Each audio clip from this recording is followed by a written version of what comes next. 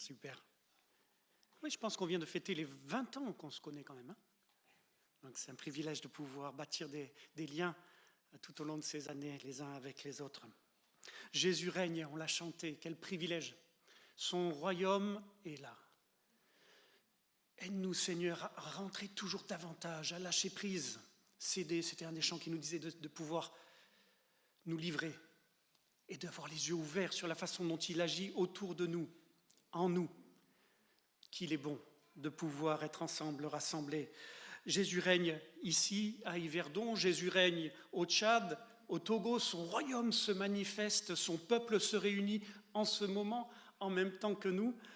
Des salutations de tous ses frères et sœurs, tchadiens, expatriés, qui se réunissent là-bas, fidèlement, sous un arbre, dans une église comme ici, sur une natte, différentes formes, mais le même chemin de pouvoir chercher la volonté de notre Maître, de notre Seigneur, de notre frère Jésus-Christ, vivant au milieu de nous. Des salutations de l'église de Pontarlier, d'où je suis, où le royaume se manifeste aussi dans les montagnes. Notre église se réunit à l'extérieur actuellement, parce que nous avons un week-end flambeau. Et donc c'est pour ça que mon épouse, mes enfants ne peuvent pas être avec moi aujourd'hui, malheureusement, mais ils vous saluent beaucoup aussi, ils sont en communion avec nous en ce moment, dans les montagnes de l'autre côté de la frontière. Jésus règne. Et pourtant, les jeunes d'aujourd'hui ne pensent qu'à eux. Ils n'ont pas de respect pour les parents ou la vieillesse. Ils sont impatients et refusent toute contrainte. Pour ce qui est des filles, elles n'ont plus aucune retenue. Elles sont impudiques, elles n'ont aucune distinction dans leur discours, leur comportement et leur habillement. Vous êtes d'accord avec moi ?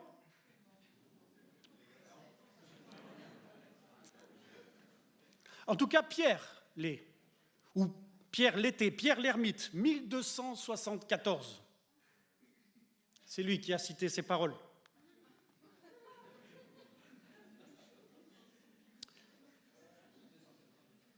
« 800 ans avant Jésus-Christ, je n'ai aucun espoir pour l'avenir de notre pays si la jeunesse d'aujourd'hui prend le commandement demain, parce que cette jeunesse est insupportable, sans retenue, tout simplement terrible. Quand j'étais jeune, nous avons appris à être discrets, respectueux des anciens, mais la jeunesse actuelle est excessive, irrespectueuse, impatiente et sans retenue. Socrate, notre jeunesse aime le luxe, elle est mal élevée, elle se moque de l'autorité et n'a aucune espèce de respect pour les anciens. Nos enfants d'aujourd'hui sont des tyrans. Ils ne se lèvent pas quand un vieillard entre dans une pièce, ils répondent à leurs parents et ils sont tout simplement mauvais. 500 ans avant Jésus-Christ. Même un gars s'est dit, vous allez mettre ça sur ma tombe. Il y a 8000 ans, 6000 ans avant Jésus-Christ, sur une tombe égyptienne, le gars s'est dit, vous allez mettre ça sur une poterie pour que ça puisse rester, que les gens le sachent, que nous vivons dans un âge de décadence. Les jeunes ne respectent plus leurs parents. Ils sont désagréables et impatients. Ils passent leur temps dans les bars et n'ont aucune tenue.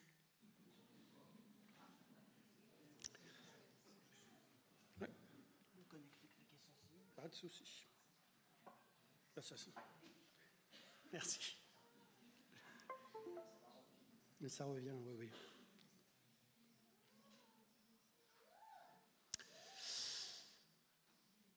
On en rit, mais c'est un discours qu'on entend beaucoup autour de nous et peut-être même au milieu de nous.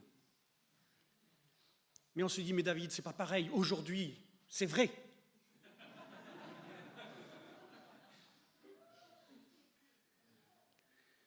Et même ce qui m'inquiète davantage, c'est que même les jeunes, peut-être eux-mêmes aujourd'hui, se disent, mais il n'y a plus d'avenir.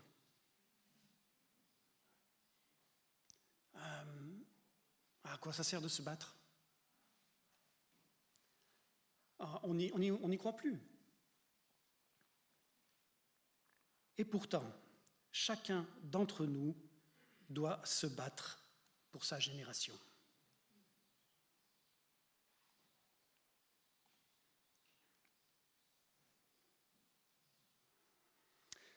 Ne pas se contenter de lire les exploits de Dieu des générations passées,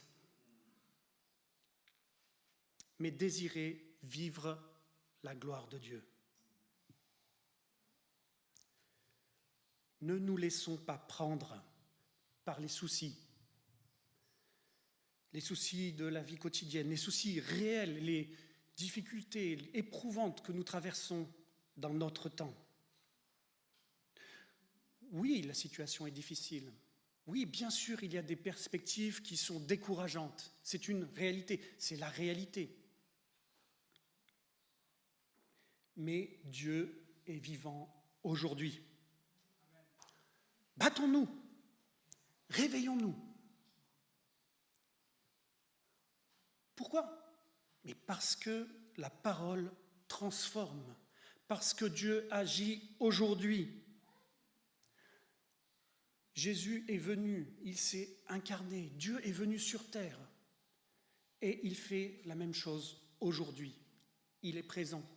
Il était présent il y a 10 ans, 50 ans, 100 ans. Il est là aujourd'hui. Il va agir dans chaque génération, être présent, se manifester. Est-ce que nous allons participer à cette réalité? Merci.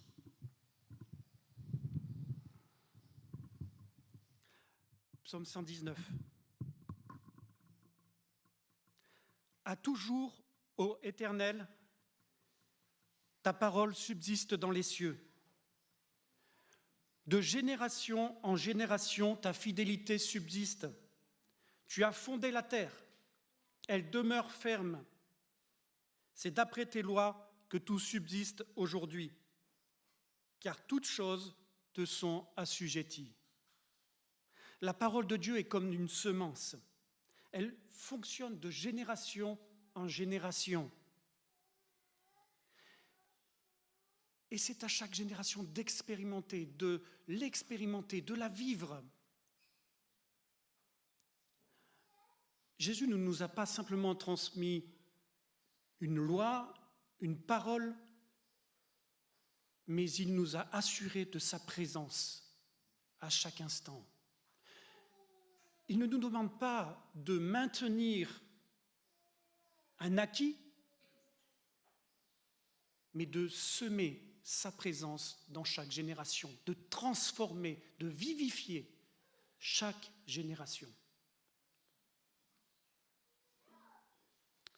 Et parce que nous avons cette assurance que Dieu agit et que Dieu agira, alors nous pouvons nous battre, alors nous pouvons nous investir pour la génération dans laquelle nous vivons. Un de mes personnages préférés des séries télévisées, séries, je ne sais pas si on peut appeler ça, des films, c'est Don Camillo. Est-ce que vous connaissez? Alors, pour la jeune génération, ça va être plus compliqué. Mais regardez, c'est un plaisir à pouvoir regarder. Ce ne sera peut-être pas autant d'action que dans les séries actuelles. Un curé qui se bat pour son village, tout son village, sans distinction. Et il parle avec Jésus, il discute avec lui, il se confronte avec lui en disant « mais c'est pas comme ça que les choses doivent se passer ». Mais il aime les gens qui l'entourent, malgré les différences, malgré les oppositions, les différences qu'ils ont. Il aime son village, il aime sa génération et il se bat pour elle. Est-ce que nous aimons Yverdon? Est-ce que nous voulons nous battre pour notre génération, pour les gens qui nous entourent, pour nos voisins, pour ceux qui sont et qui nous contrarient, qui nous pourrissent la vie même quelquefois? Mais de dire à Dieu, ton royaume est là, aide-moi, qu'on puisse rayonner.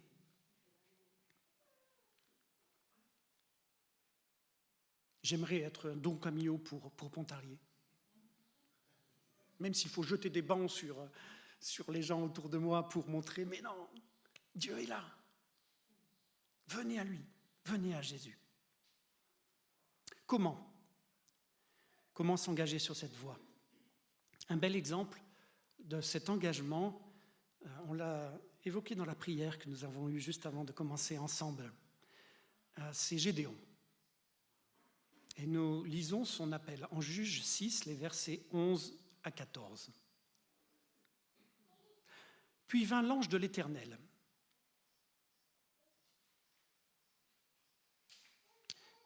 Et il s'assit sous le térébinthe d'Ophra, qui appartenait à Joas de la famille d'Abiézer. Son fils, Gédéon, battait du froment au pressoir pour le mettre à l'abri de Madian, une tribu qui était en train d'attaquer le peuple d'Israël. L'ange de l'Éternel lui apparut et lui dit « L'Éternel est avec toi, vaillant héros. » Gédéon lui dit « Ah mon Seigneur, si l'Éternel était avec nous, pourquoi toutes ces choses nous sont-elles arrivées ? Et où sont tous ces prodiges que nos pères nous ont racontés quand ils disent « L'Éternel nous a fait monter hors d'Égypte ?» Maintenant, l'Éternel nous abandonne et il nous livre entre les mains de Madian. L'Éternel se tourna vers lui et il lui dit « Va avec cette force que tu as et délivre Israël de la main de Madian. N'est-ce pas moi qui t'envoie ? »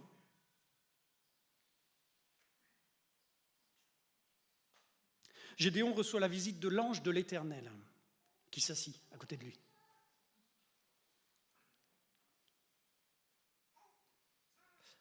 L'Éternel est avec toi, vaillant héros.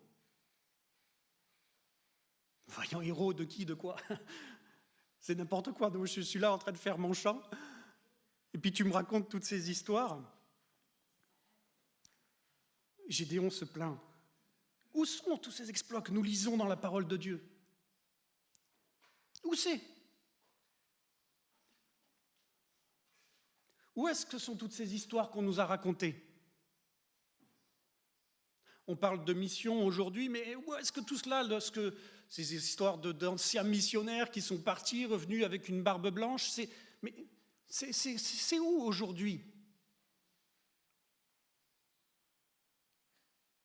L'Éternel nous abandonne.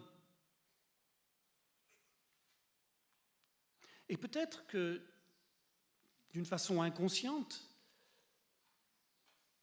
ou peut-être, c'est quelque chose que nous ressentons profondément, nous nous disons « l'Éternel n'est plus là ». Et peut-être que lorsque nous disons « ah mais de toute façon, tout va mal, après nous le déluge », nous disons « l'Éternel n'est plus là ».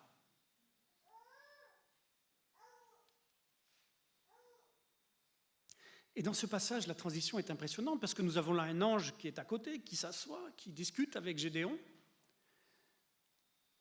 Et là, tout d'un coup, un autre personnage apparaît. L'Éternel se tourne vers lui. Beaucoup de passages dans l'Ancien Testament de Dieu qui tourne son regard, dans le Nouveau Testament de Jésus qui regarde le jeune homme riche, Pierre, qui se tourne, qui regarde.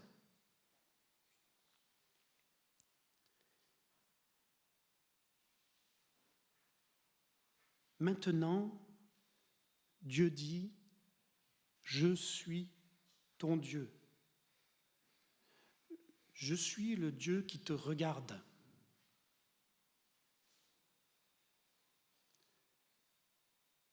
Attention, ce que je vais dire est important.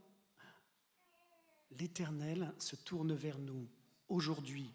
Il tourne le regard vers nous individuellement, vers nous en tant que peuple, en tant que génération. Dieu est le Dieu d'Abraham, d'Isaac, de Jacob. Pour beaucoup de personnes, Dieu est le Dieu des autres. Le Dieu d'avant, de nos parents, du pasteur peut-être. C'est le Dieu de... Mais pour Gédéon, cela change. Dieu devient son Dieu. Les promesses deviennent ses promesses. Aujourd'hui, l'Éternel se tourne vers nous.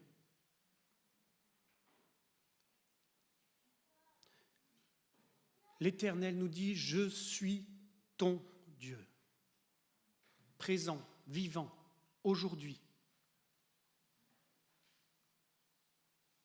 au-delà de tes sentiments, au-delà de tout ce que tu peux faire, au-delà de tout ce que tu connais. Je suis ton Dieu. Je désire être ton Dieu. Quelle est notre réponse? Est-ce que nous allons faire comme le jeune homme riche en disant « Oh là, c'est trop, ça me dépasse, je préfère passer mon chemin » ? Ou est-ce que je me saisis de cette réalité? Parce que l'Éternel me rejoint, parce que l'Éternel, en Jésus-Christ, est présent au milieu de nous et qu'il nous envoie. Va avec la force que tu as et délivre Israël de la main de Madian. N'est-ce pas moi qui t'envoie? Va dans ta génération, dans ta ville, dans ton travail. Je t'envoie, je suis avec toi, je suis ton Dieu. N'aie pas peur. Ah, bien sûr, ça ne sera pas facile. Bien sûr, la vie est remplie de défis. Mais livre-toi entre mes mains d'amour, de Père. Et alors, malgré toutes les épreuves et les oppositions qui seront là, bien sûr, mais tu auras la force dont tu auras besoin en moi. Nous ne devons pas être les porte-paroles des générations passées. J'aime m'inscrire dans l'histoire de ceux qui nous ont précédés. Je suis issu des églises ménonites. À Pontarlier, c'est dans ce cadre-là que nous sommes, d'un cadre d'église que nous sommes engagés. Et les églises ménonites sont une ancienne famille d'églises. Mon nom de famille, Sommer, est une famille ménonite ils sont baladés tout le long de la frontière, dans le haut du Jura, à la Chaux-de-Fonds, d'un héritage familial de foi qui sont tellement précieux et qui sont un point de repère important pour ma vie aujourd'hui. Bien sûr, l'histoire de ceux qui nous ont précédés est précieuse, mais ce n'est pas pour eux que nous nous battons aujourd'hui. Si nous sommes engagés en mission aujourd'hui, ce n'est pas pour les générations passées ou parce que ceux qui nous ont précédés ont pu s'engager. Ces générations sont déjà passées. Elles se sont battues pour leur génération. Nous devons aujourd'hui être les porte-paroles de notre génération auprès de Dieu.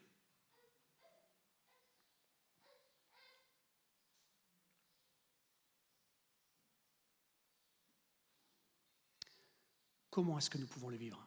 Comment est-ce que nous pouvons nous saisir de cela, ici, maintenant? Je viens pour présenter le travail de la mission, ici. Mais pour moi, c'est égal, le travail de la mission. Si vous, aujourd'hui, vous engagez pour votre ville, pour votre génération, ici à Yverdon, si chacun d'entre vous a ce cœur, alors je n'ai aucune inquiétude pour la mission. Parce qu'alors, vous serez témoin là où Dieu vous enverra, ici à Yverdon et au loin, quel que soit le chemin que vous allez parcourir, ça va rayonner, ça va porter du fruit par la grâce de Dieu. Pas besoin de partir. Mais parce que vous vous battez pour votre génération, parce que nous nous battons pour notre génération, alors certains d'entre vous partiront. Parce que c'est comme ça que Dieu fonctionne. Parce que c'est comme ça que Dieu travaille dans le monde. Montre-moi, Seigneur, comment je peux me battre pour ma génération. Et ce qui est extrêmement précieux, c'est que nous ne sommes pas seuls.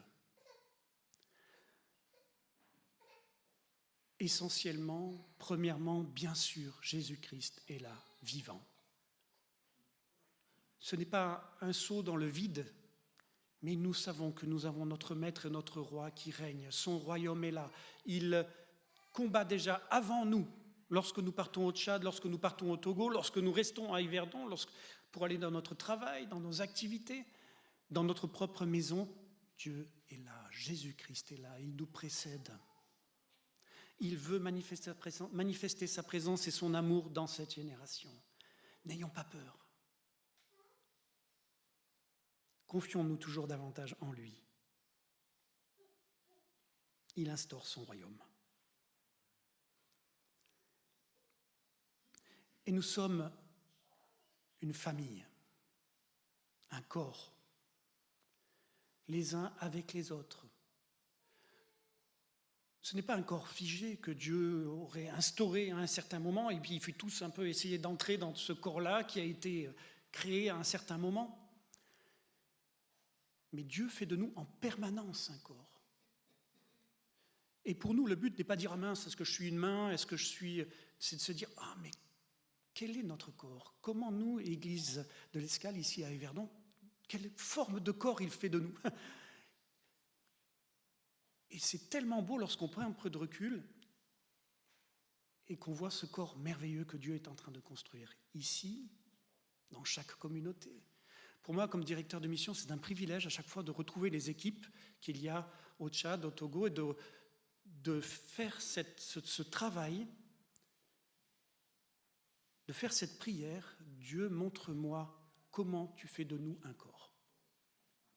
Et c'est merveilleux de voir ce qu'il révèle et de voir comment chacun prend sa place et comment on peut essayer de s'accompagner les uns les autres pour être pleinement à manifester ce corps que Dieu fait de nous.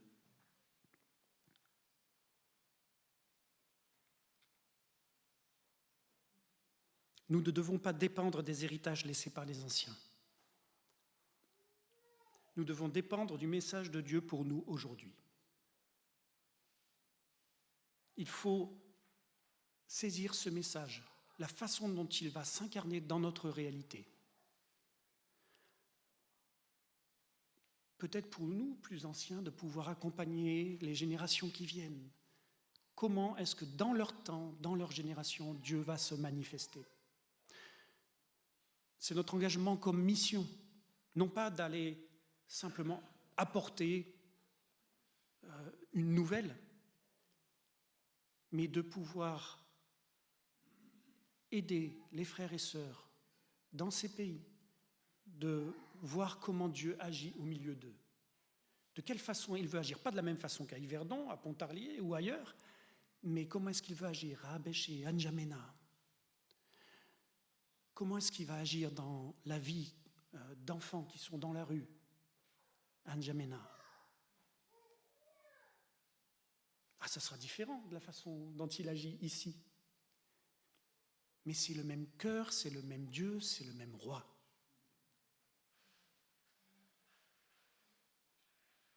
Ce que nous essayons de vivre avec la mission, de pouvoir voir comment le royaume de Dieu se manifeste ici et au loin. Nous avons eu le privilège avec ma famille d'être engagés en même temps dans une implantation d'église et en même temps dans la mission. Et c'est tellement précieux de voir la façon dont Dieu se manifeste dans ces différents contextes. Le même Dieu, mais de plein de façons différentes, avec des défis différents selon les lieux, les contextes dans lesquels nous sommes, parce que Dieu s'incarne au Tchad. Il vit avec ses enfants dans la rue, parce que Dieu s'incarne à Pontarlier. Il vit avec nous dans notre réalité.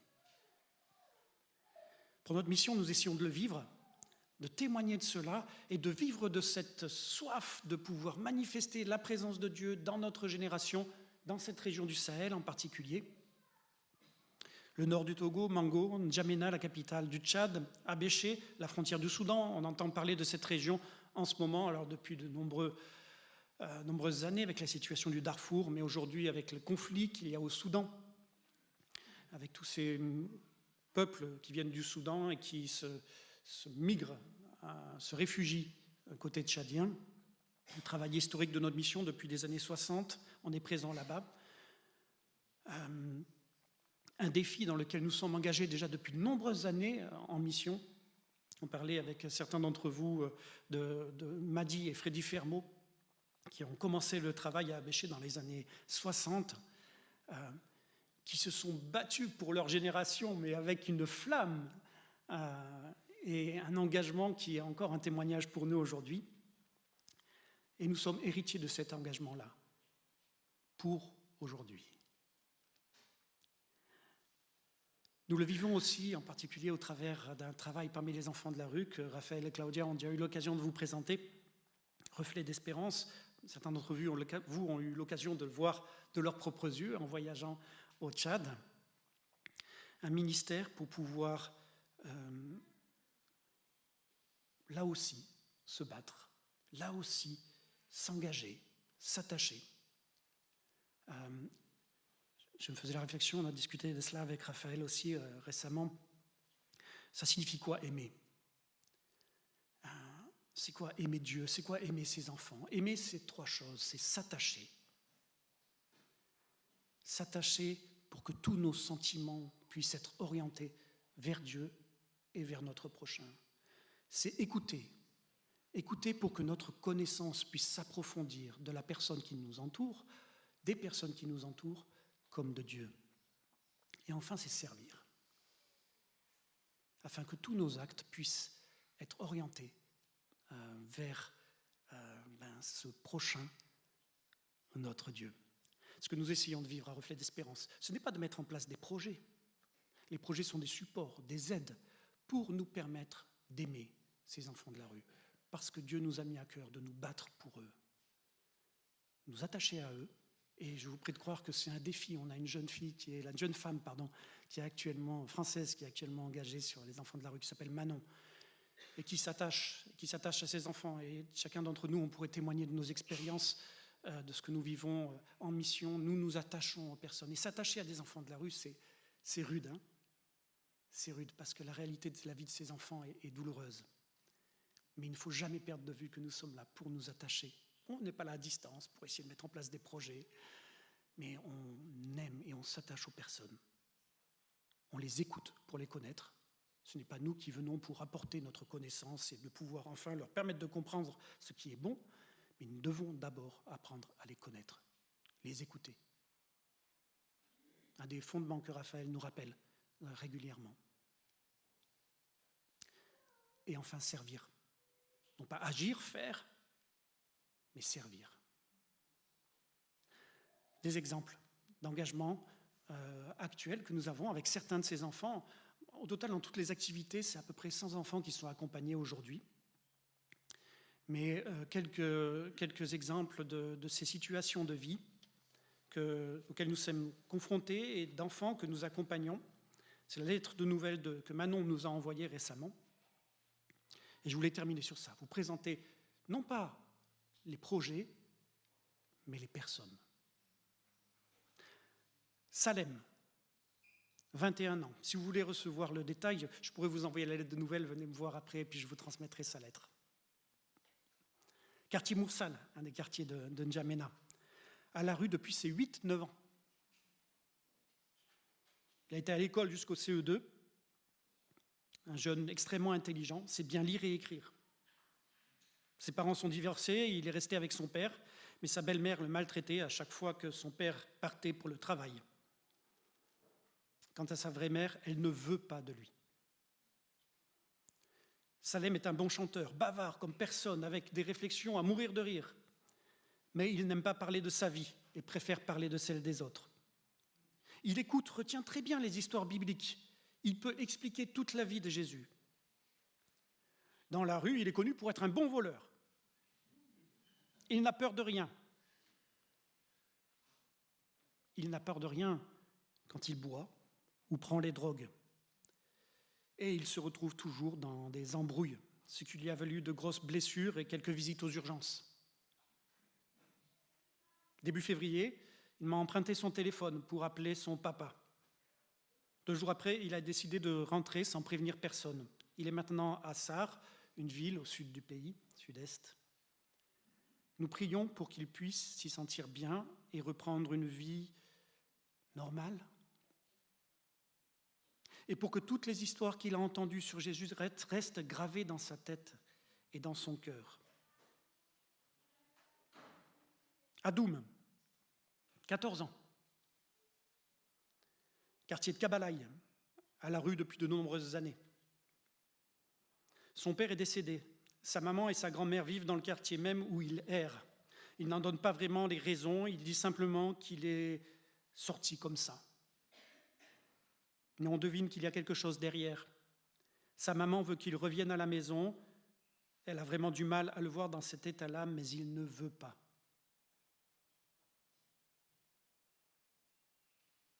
Ses parents l'avaient inscrit à l'école coranique, à l'école, mais à chaque fois, il a abandonné, il n'aime pas ça.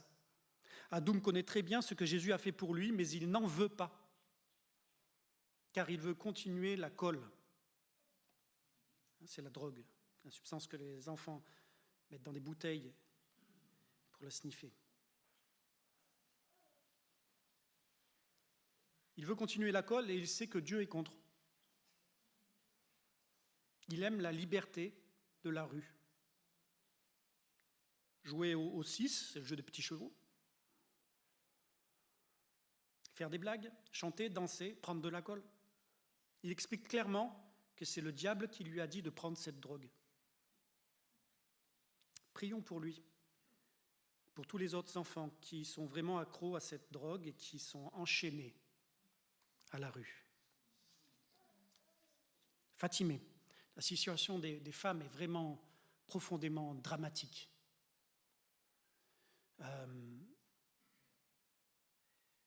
Une vingtaine d'années, quartier du Grand Marché, c'est là où elles sont rassemblées souvent, à la rue, là aussi depuis de nombreuses années. Une fille d'environ 3 ans, qu'elle voit de temps en temps, qui vit chez sa maman à Djamena, où elle-même ne peut pas retourner vivre, ne veut pas retourner vivre. Elle n'est jamais allée à l'école, ne sait ni lire ni écrire. Fatimé est une des filles les plus régulières à venir aux activités. Elle aime entendre les histoires de la Bible. Elle est très attentive, serviable et à l'écoute. Elle consomme, elle aussi, toutes sortes de drogues. Elle a accouché ce mois-ci d'un petit garçon qu'elle a laissé chez sa sœur pour retourner à la rue. Le papa de cet enfant est un jeune qui vit dans la rue, avec qui nous travaillons. Elle nous avait demandé de prier pour son accouchement, car lors du dernier, survenu en pleine rue, elle avait perdu l'enfant. Nous avons pu prier ensemble et gloire à Dieu, tout s'est bien passé. Elle ne parle pas le français. C'est assez dur pour moi d'échanger avec elle, car je ne comprends pas son arabe et elle ne comprend pas le mien. C'est très frustrant. Prier pour le travail parmi les filles, c'est un travail tellement exigeant, tellement éprouvant. Des filles de 15 ans qui ont déjà leur premier enfant, deuxième enfant, qui vivent dans la rue. Un dernier exemple, Mamat Zen. Mamat Zen a 19 ans. Mamat vit désormais sous un toit. Il est réinséré depuis octobre, après bien des années à la rue. Ses parents sont séparés et il vivait avec sa maman, mais elle et son nouveau conjoint boivent beaucoup d'alcool et cela les rend violents verbalement, physiquement. Voilà pourquoi Mamat s'est retrouvé très jeune dans la rue. Mamat a beaucoup consommé de colle, car ça lui met des étoiles dans les yeux, comme il dit. Puis il a commencé à demander à l'équipe de prier que Dieu l'aide à arrêter toutes les drogues auxquelles il était accro. Après un suivi rapproché, il a été accueilli dans la famille de Kramral, qui travaille avec nous sur le projet des enfants de la rue. Là-bas, il a été bien encadré, il a retrouvé l'amour d'une famille, il a entendu et vu vivre la parole de Dieu. Il a été inscrit à l'école, il a beaucoup progressé, arrêté ses addictions, est devenu un jeune homme costaud, sage et responsable. Après 1 an, dans la famille de Kramral, il a regagné sa famille et vit maintenant chez son grand-oncle depuis le mois d'octobre. Ça se passe bien. Il est cinquième de sa classe, sur 120. Il aime lire, jouer avec ses nouveaux frères et sœurs. Il a accepté Jésus dans son cœur et aime aller à l'église. Il ne voudrait pour rien au monde retourner dans la rue. En le voyant, c'est juste impossible de deviner qu'il a vécu dans la rue. Nous continuons de veiller sur lui et de prier. Un engagement dans la foi pour ces jeunes est pour nous un témoignage tellement grand, parce que ce n'est pas juste, pardonnez-moi, d'accepter Jésus dans son cœur, c'est changer radicalement. C'est ce que nous devons tous faire, c'est ce que nous faisons tous. Mais des fois, peut-être, nous le perdons de vue. Ça change tout. Et lorsqu'ils doivent arrêter la colle, lorsqu'ils doivent renoncer à leurs armes, alors, oui, on voit que c'est un vrai combat, un vrai choix, un vrai risque. Prions pour eux. Voilà, c'est quelques exemples pour vous encourager à prier et vous engager. Ici, à Yverdon, au loin, pour ces enfants, pour toutes les situations que le Seigneur vous mettra à cœur. Parce qu'il est vivant, parce qu'il agit, parce que ce n'est pas en vain que nous pouvons remettre tout cela entre ses mains. Et je vous invite déjà maintenant à le remettre entre les mains de Dieu par la prière. Seigneur, tu es notre Dieu. Tu es le roi. Tu es tout-puissant. Tu règnes dans les cieux et sur la terre. Mais nous savons aussi que tu es un Dieu qui est tout proche, présent, en nous, au milieu de nous. Un Dieu qui prend soin, qui aime chacun de nous personnellement. Seigneur, nous nous livrons à toi. Il n'y a pas d'autre lieu dans lequel nous voulons être que dans ta présence.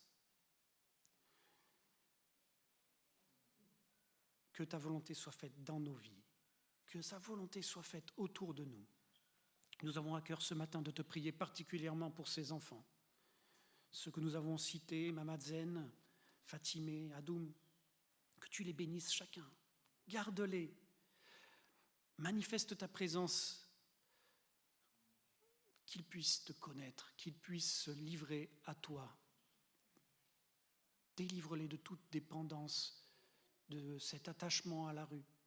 Fortifie tous ceux qui s'engagent dans ces projets pour les accompagner, les aimer de ton amour.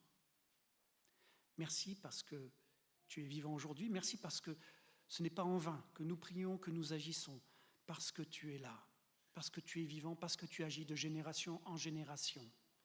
Nous le croyons, Seigneur, et nous crions à toi pour notre génération aujourd'hui.